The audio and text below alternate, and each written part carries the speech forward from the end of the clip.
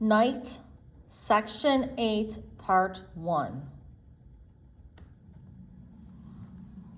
At the entrance to the camp, SS officers were waiting for us.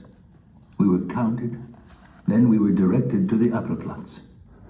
The orders were given over the loudspeakers. Form ranks of fives, groups of 100, 5 steps forward.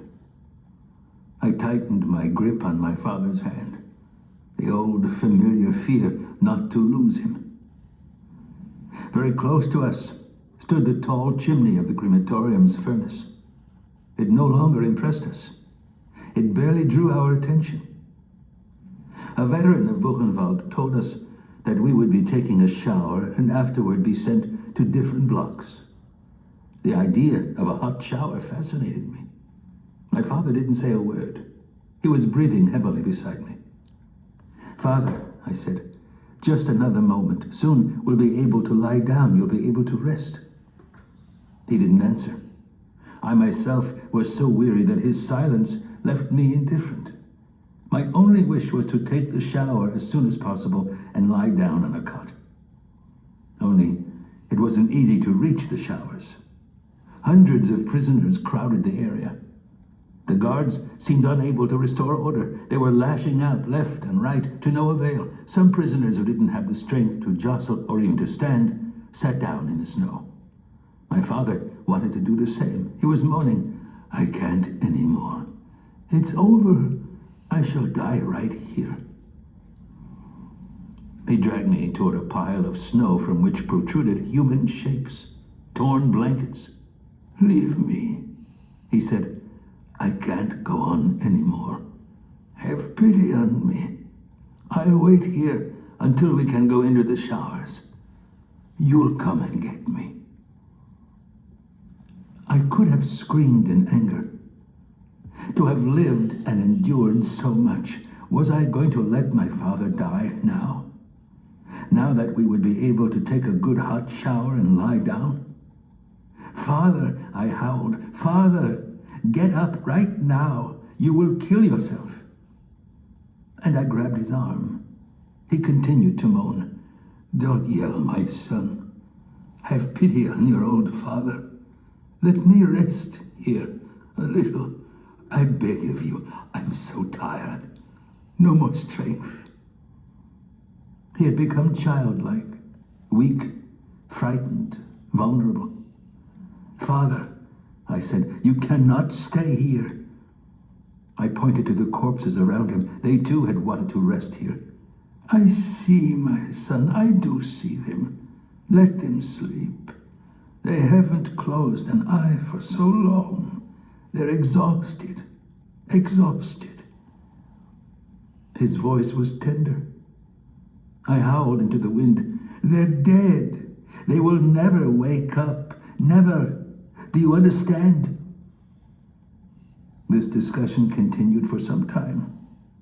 I knew that I was no longer arguing with him, but with death itself. With death that he had already chosen.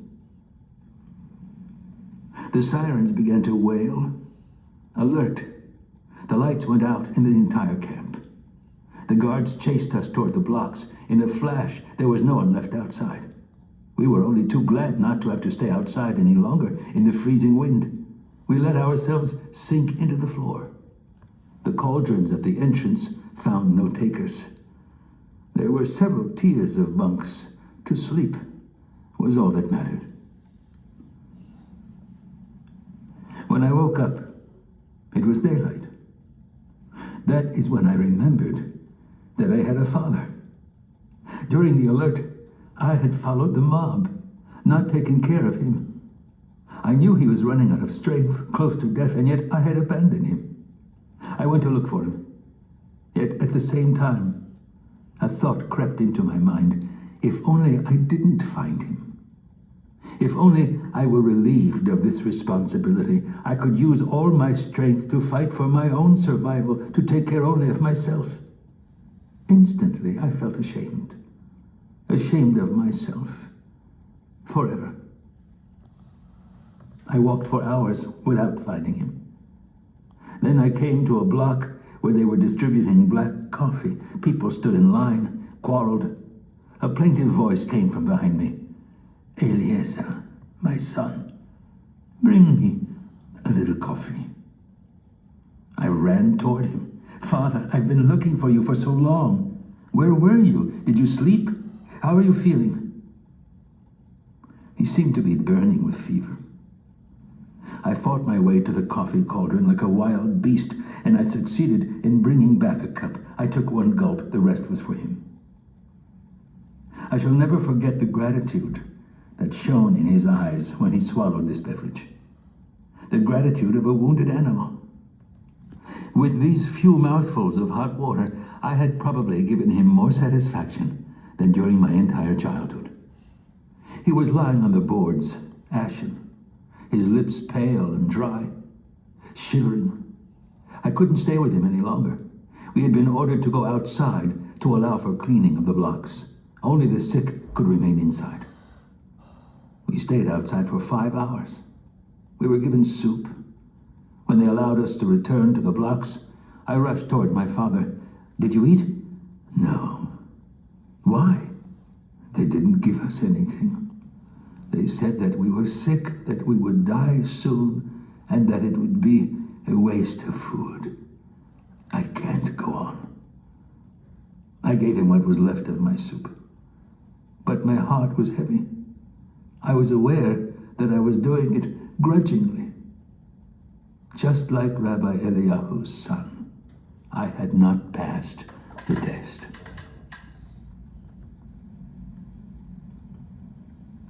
Every day, my father was getting weaker. His eyes were watery, his face the color of dead leaves. On the third day after we arrived in Buchenwald, everybody had to go to the showers, even the sick who were instructed to go last. When we returned from the showers, we had to wait outside a long time. The cleaning of the blocks had not been completed. From afar, I saw my father and ran to meet him. He went by me like a shadow, passing me without stopping, without a glance. I called to him. He did not turn around. I ran after him. Father, where are you running? He looked at me for a moment, and his gaze was distant, otherworldly, the face of a stranger. It lasted only a moment, and then he ran away. Suffering from dysentery, my father was prostrate on his cot with another 5 sick inmates nearby. I sat next to him, watching him. I no longer dared to believe that he could still elude death. I did all I could to give him hope. All of a sudden, he sat up and placed his feverish lips against my ear. Eliezer, I must tell you where I buried the gold and silver. In the cellar. You know?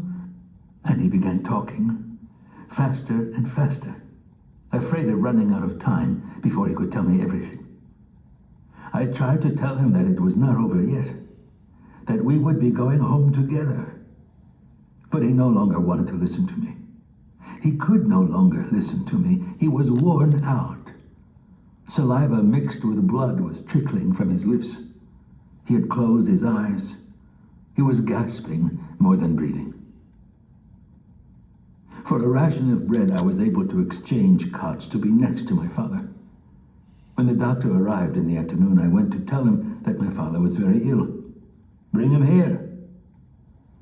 I explained that he could not stand up, but the doctor would not listen, and so, with great difficulty, I brought my father to him. He stared at him, then asked curtly, "What do you want?" "My father is sick," I answered in his place. "Dysentery."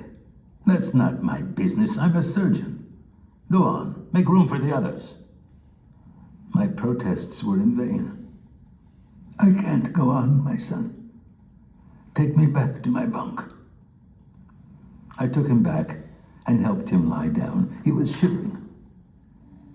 "Try to get some sleep, Father. Try to fall asleep." His breathing was labored. His eyes were closed. But I was convinced that he was seeing everything, that he was seeing the truth in all things. Another doctor came to the block. My father refused to get up. He knew that it would be of no use.